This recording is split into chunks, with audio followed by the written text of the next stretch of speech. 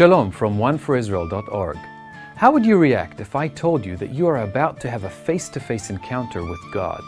Shock, fear, disbelief, excitement? Whatever it might be, today in our text we are about to experience such an encounter. In this week's Torah portion, Vaishlach, which means in Hebrew, sent forth, we meet Jacob in a crucial turning point in his life. 20 years have passed since the beginning of our last weekly reading portion, where we met Jacob fleeing from Esau in fear of his life after robbing him both of his birthright and father's blessing.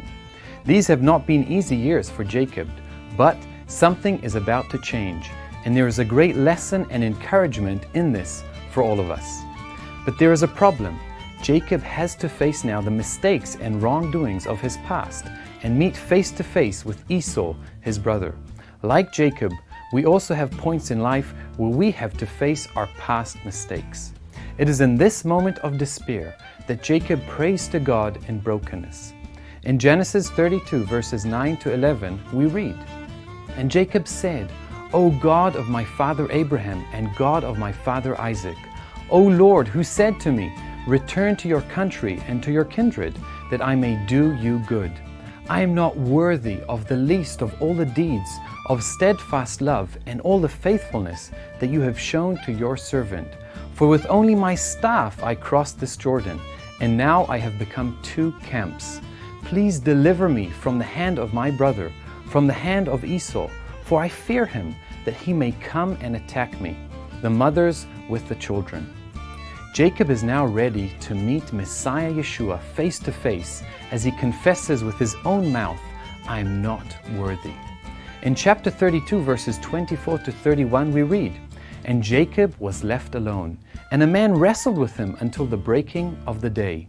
When the man saw that he did not prevail against Jacob, he touched his hip socket, and Jacob's hip was put out of joint as he wrestled with him.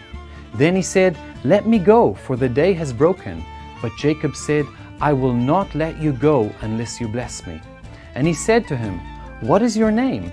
And he said, Jacob.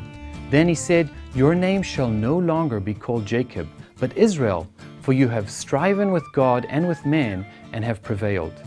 Then Jacob asked him, Please tell me your name. But he said, Why is it that you ask my name?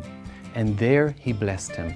So Jacob called the name of the place Peniel, saying, For I have seen God face to face, and yet my life has been delivered. The sun rose upon him as he passed Peniel, limping because of his hip." Jacob comes out of his encounter with Messiah Yeshua, a changed man with a new name and limping. After years of striving with man and God in his flesh, Jacob finally surrenders and is ready to become Israel, the father of the Jewish nation, and experience the fullness of God's blessing as written in Genesis 35 verses 11 to 12. "And God said to him, I am God Almighty. Be fruitful and multiply.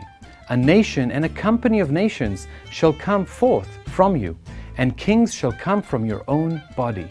The land that I gave to Abraham and Isaac, I will give to you, and I will give the land to your offspring after you."